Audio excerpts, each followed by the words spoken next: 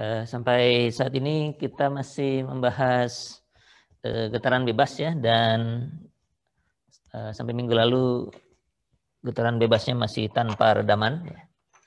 Jadi persamaan gerak multi degree of freedom kalau tanpa redaman itu hanya punya matriks massa dikalikan vektor percepatan, matriks kekakuan dikalikan vektor perpindahan sama dengan 0. Begitu.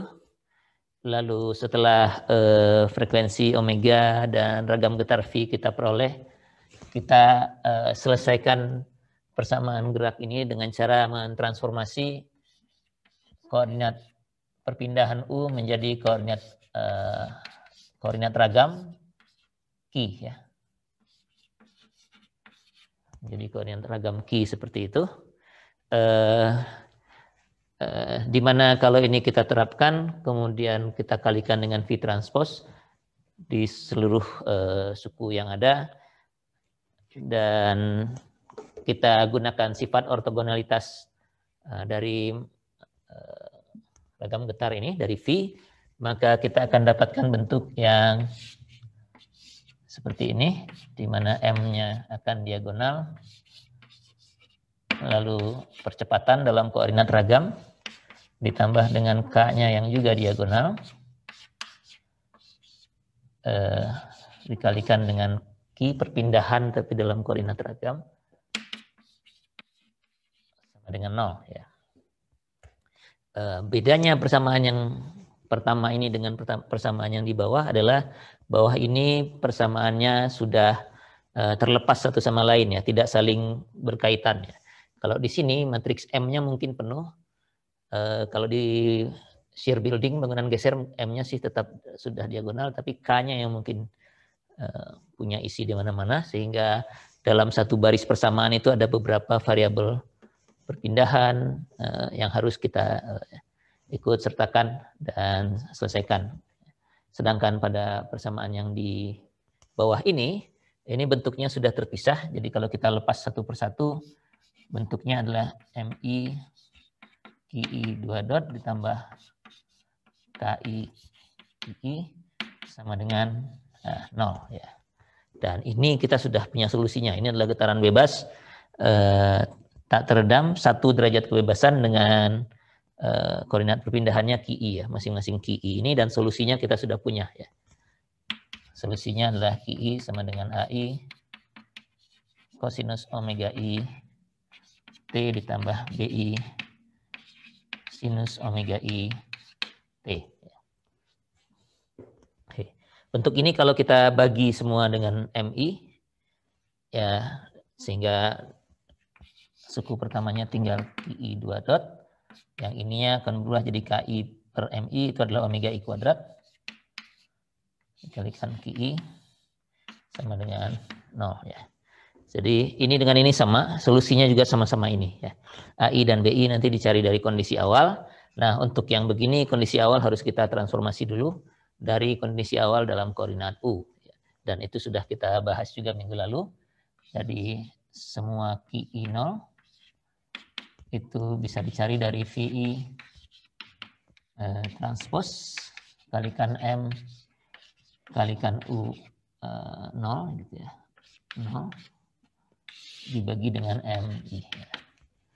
Lalu kalau ini turunannya ya U-nya tinggal diturunkan, kita dapatkan kondisi awal dalam kecepatan ya, dalam koordinat ragam.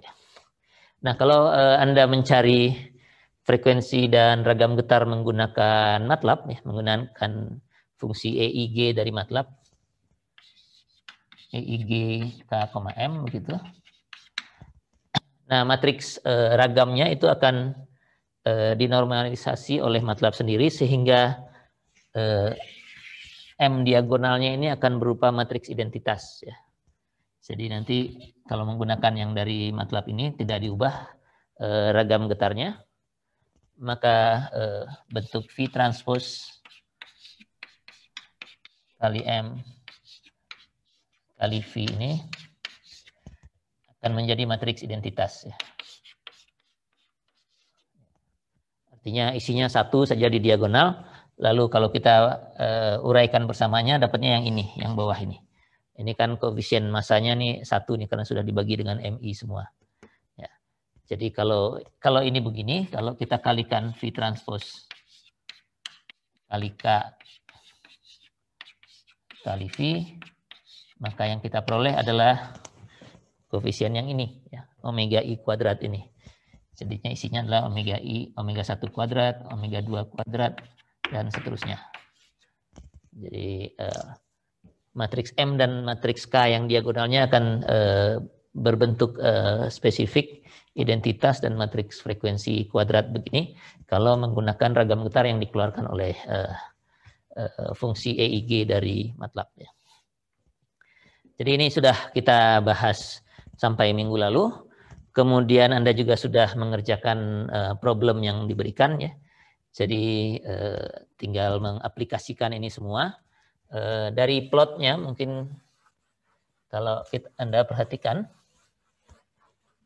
dari plot ragam Q, koordinat Q dan koordinat U, ya. Kalau kita plot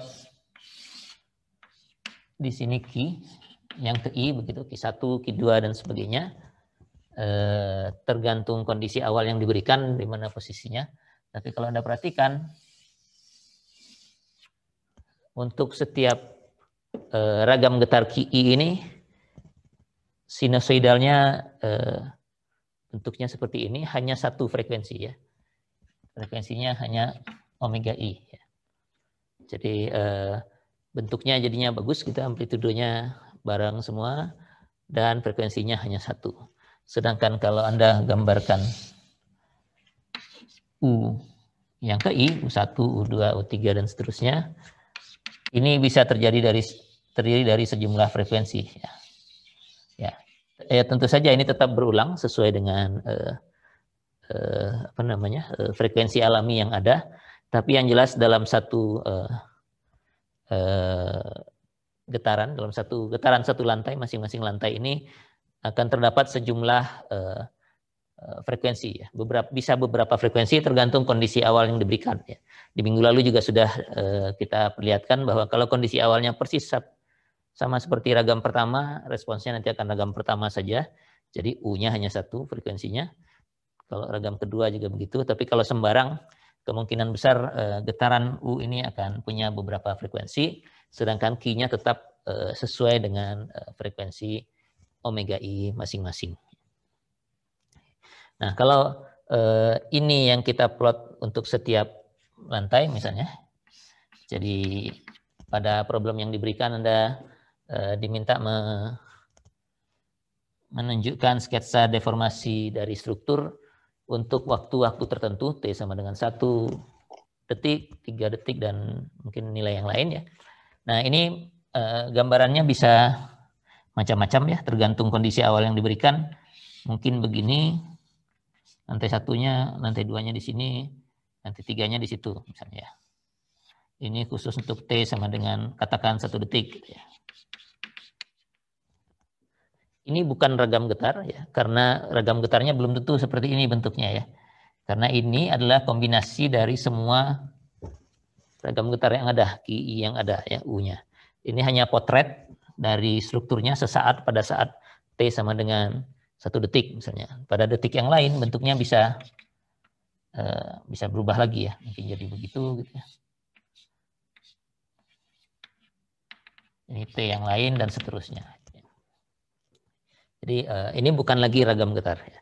Ragam getar tetap bentuk yang kalau bentuknya sama terus di setiap waktu, nah itu artinya itu ragam getar tertentu, itu.